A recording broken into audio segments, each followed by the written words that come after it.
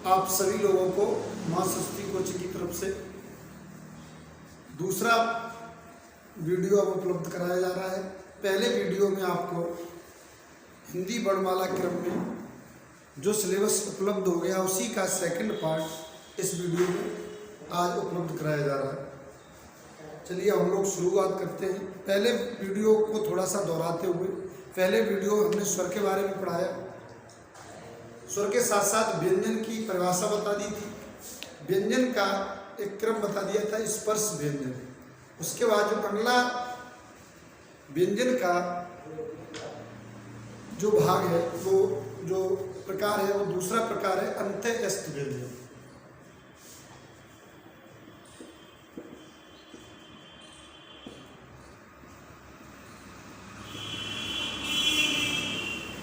अंत्यस्थ व्यंजन के शब्द से ही पता लग रहा है। अंत्यस्थ का मतलब अंतःकरण की तरफ, अंदर की तरफ। जिन व्यंजन वर्णों के उच्चारण में आवाज अंदर की तरफ खींची जाए उन्हें अंत्यस्थ व्यंजन कहते हैं। इनकी संख्या 4 है। अंत्यस्थ व्यंजन आपके ये 4 हैं, या, रा, ला और वा। इन्हीं अंत्यस्थ व्यंजनों के पहला व्यंजन या और लास्ट वाला वा, इन दोनों अंत्यस्थ व्यंजनों को ही अर्ध स्वर भी कहा जाता है।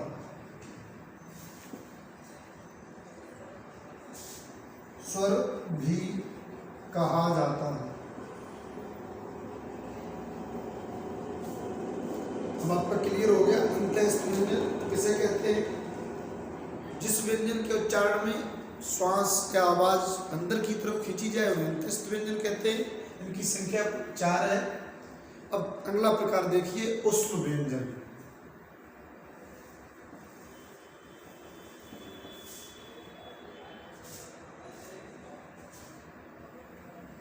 ऊष्म व्यंजन,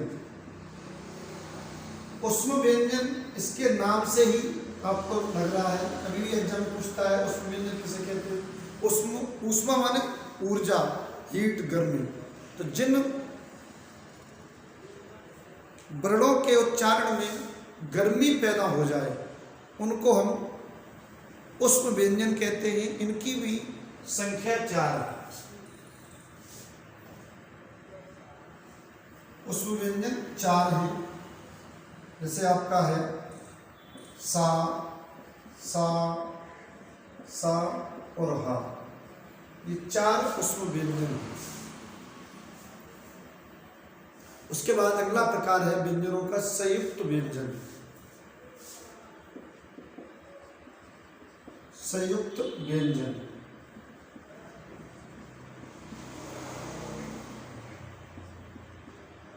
इसका नाम संयुक्त शब्दों से जुड़कर बना है। जो व्यंजन वर्ण दो व्यंजनों से मिलकर बनते हैं उन्हें संयुक्त व्यंजन कहते हैं। इनकी भी कुल संख्या 4 है। इनकी संख्या 4 है। देखिए कौन कौन से आपके संयुक्त व्यंजन। और ये जो संयुक्त व्यंजन है आपके ग्राम पंचायत अधिकारी के एग्जाम में पूछे भी गए। एक तो है आपका 6, दूसरा है तर, तीसरा है व्या और लास्ट है आपका स्र। अब ये संयुक्त व्यंजन किन किन शब्दों से मिलकर बने हैं, एक बार इनको भी हम अलग से देख लें, क्योंकि हो सकता है ग्राम पंचायत अधिकारी में पूछा गया था इस प्रकार से कि इस शब्द का वर्णमाला क्रम में कहाँ स्थान है। तो इसके लिए ये जरूरी है जानना कि ये शब्द बने कैसे हैं। अब देखिए संयुक्त व्यंजन का निर्माण कैसे किया गया है। जैसे आपका है छा, इस व्यंजन के निर्माण में एक तो आपका का प्लस सा, इसको हम ऐसे भी लिख सकते हैं, इसे ऐसे भी लिख सकते हैं, का प्लस सा। दूसरा है आपका तर, इसमें आधा ता प्लस रा, या इसको आप ऐसे भी लिख सकते हो ता प्लस रा। एग्जाम में ये भी सही हो जाएगा लिखा हुआ और ये भी सही हो जाएगा, इन दोनों में से आपको ऑप्शन में एक ही मिलेगा।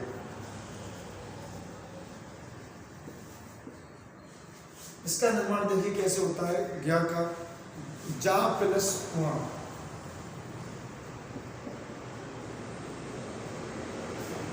इसे आप ऐसे भी लिख सकते हो। लास्ट है आपका सर, सा प्लस रा।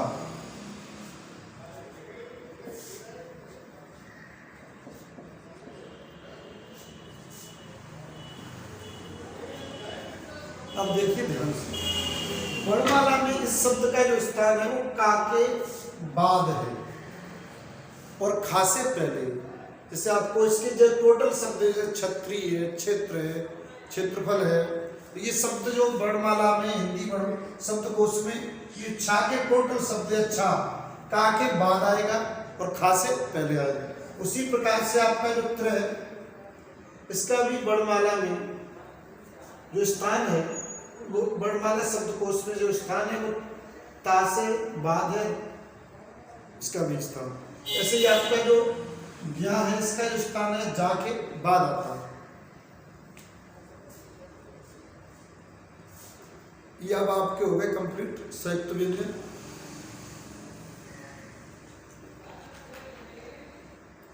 उसके बाद जो अगला प्रकार है व्यंजनों का वो है द्विगुण व्यंजन। द्विगुण व्यंजन, इसके भी नाम से ही पता लग रहा है कि इन व्यंजनों में दो प्रकार के गुण पाए जाते हैं, इसीलिए इसका नाम रखा गया द्विगुण व्यंजन। जिन व्यंजन वर्णों का हम प्रयोग या दो प्रकार से हिंदी में इस्तेमाल हो जाता है, दो प्रकार के इसके अंदर गुण हैं, इसीलिए इसे द्विगुण व्यंजन कहते हैं। इनकी संख्या भी संयोग बस दो ही है, नाम भी दो गुण व्यंजन है और ये दो ही है। एक तो आपका है डा, दूसरा है ढा। इसको दो गुण व्यंजन इसलिए कहते हैं कि दो प्रकार के गुण से हम एक तो इस प्रकार से ऐसे यूज कर लेते हैं प्रयोग में, दूसरा ये बिना मात्रा के भी यूज हो जाते हैं, इसीलिए इसमें व्यंजन के दो गुण हैं, इसी कारण को दो गुण व्यंजन कहते हैं। इनको अन्य द्विगुण व्यंजनों को अन्य नाम से भी जाना जाता है, तो इसका नाम है, नोट कर लें आप, उत्क्षिप्त व्यंजन,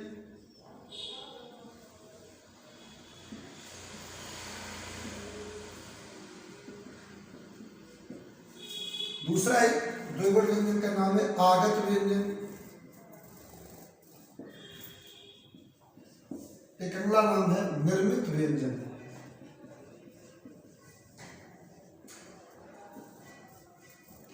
अब आपसे पूछा जाता है निर्मित व्यंजन कौन से, तो यही निर्मित व्यंजन है आपके। द्विगुण व्यंजन कौन से, तो यही दो गुण है, यही आगत है। आगत इसलिए कहते हैं कि जो बाहर से आए हैं हमारी भाषा में, ठीक। अगला प्रकार देखिए व्यंजन का है वैदिक व्यंजन।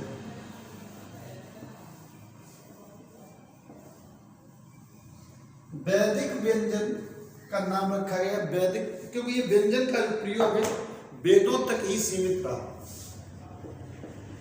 वैदिक व्यंजन,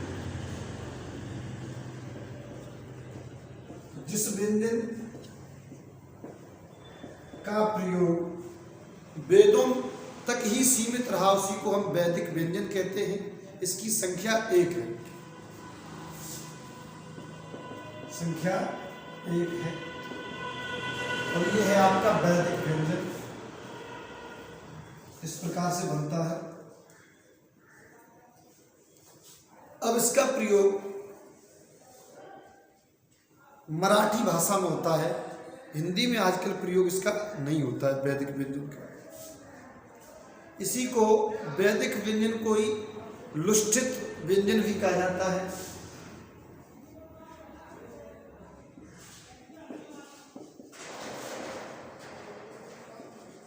लुष्ठित व्यंजन भी कहा जाता है।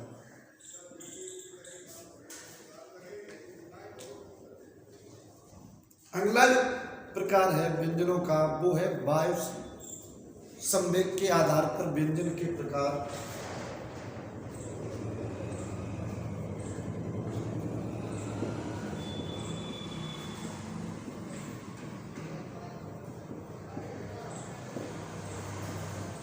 व्यंजन के प्रकार। वायु संवेग के आधार पर व्यंजन दो प्रकार के होते हैं। एक होता है अल्प प्राण, दूसरा होता है महाप्राण। इसके दो प्रकार हैं। पहला है अल्प प्राण और दूसरा है महाप्राण।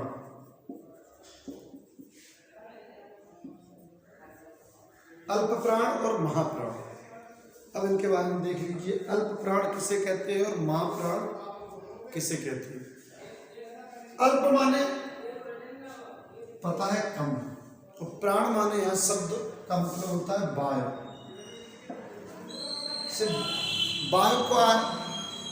वायु को ही प्राण कहा जाता है, या प्राण जो है वो वायु का पर्यायवाची है।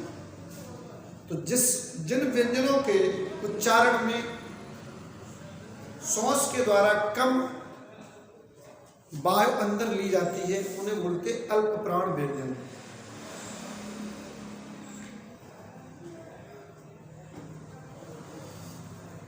और जिनके उच्चारण में अधिक वायु अंदर ली जाए उन्हें बोलते हैं महाप्राण व्यंजन। अब आप एक करके देखिए अल्प प्राण कौन कौन से व्यंजन होते हैं।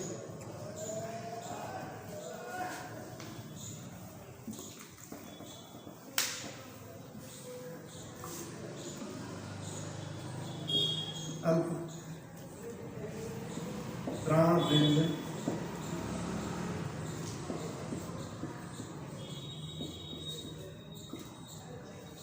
जिन व्यंजन वर्णों के उच्चारण में कम श्वास ली जाए उनको अल्प प्राण व्यंजन कहते हैं। अब देखो इसके जो अल्प प्राण व्यंजन होते हैं वो कौन कौन से होते हैं। नंबर 1 में देखिए, प्रत्येक वर्ग का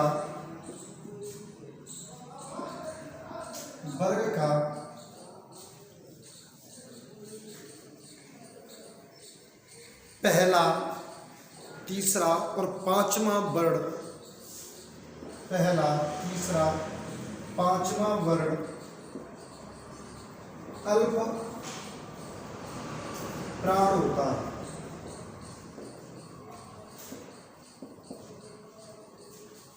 अल्प प्राण होता है।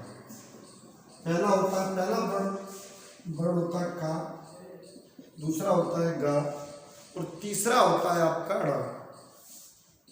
तो ये प्रत्येक वर्ग का, तो का वर्ग हो गए, ऐसे अगले जो वर्ग है वो चा वर्ग है। चा, जा और वा, ता, गा और अणा।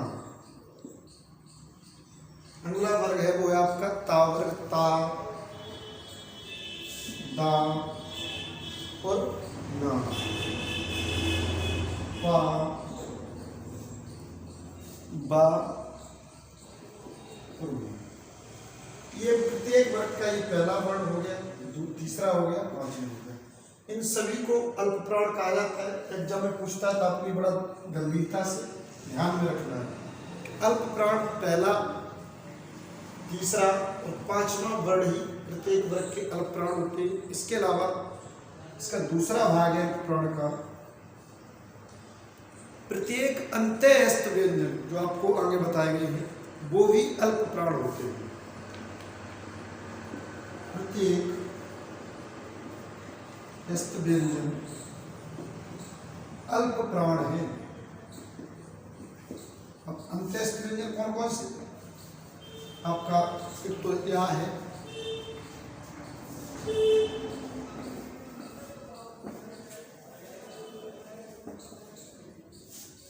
या रा ला ला, ये भी आपके अल्प प्राण में ही काउंट की जाती है। अब हो गया आपका ये अल्प प्राण कंप्लीट। दूसरा इसका जो भाग है वायु संवेग के आधार पर, वो है महाप्राण।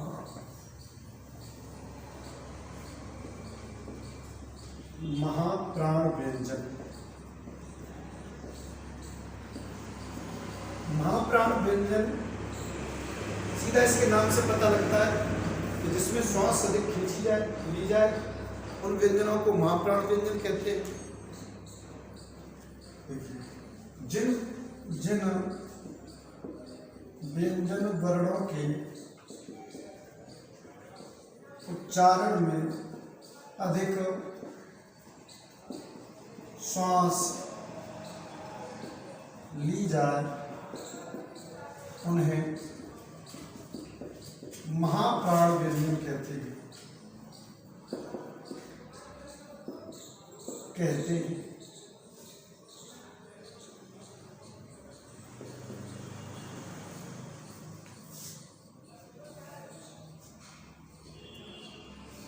अब महाप्राण व्यंजन कौन कौन से होते हैं? नंबर 1 में देखिए, प्रत्येक वर्ग का दूसरा एवं चौथा वर्ण महाप्राण होता है।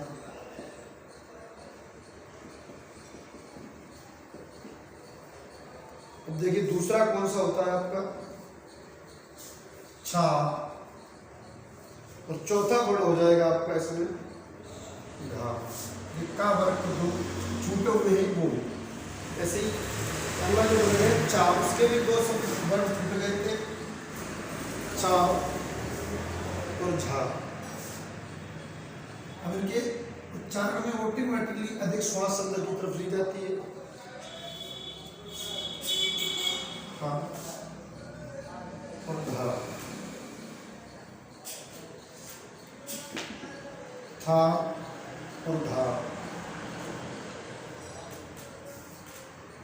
उसके बाद आपका पा, फा सॉरी और भा।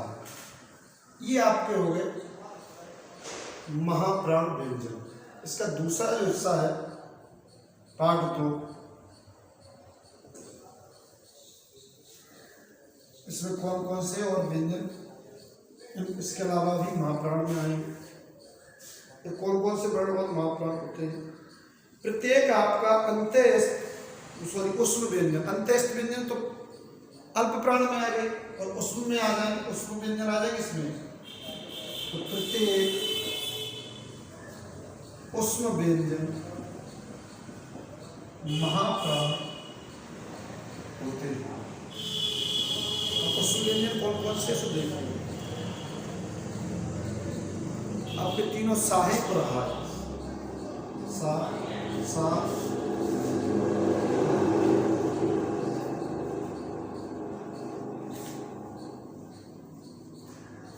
अगली चीज एक नोट और कर लीजिए यहाँ पर। नोट में कोई भी स्वर न तो महाप्राण होता है न अल्प प्राण होता है। कोई भी स्वर न महाप्राण है